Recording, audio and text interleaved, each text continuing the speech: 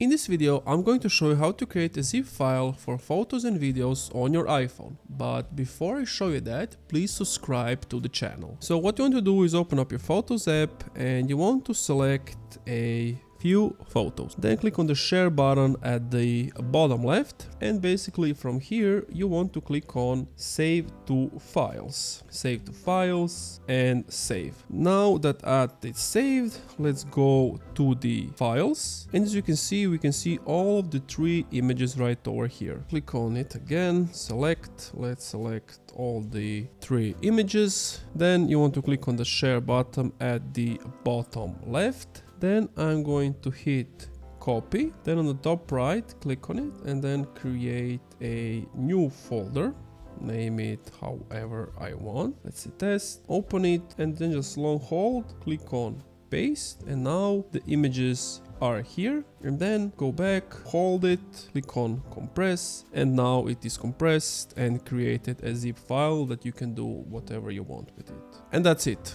Thank you for watching this video. If you enjoyed, leave a like, comment, subscribe.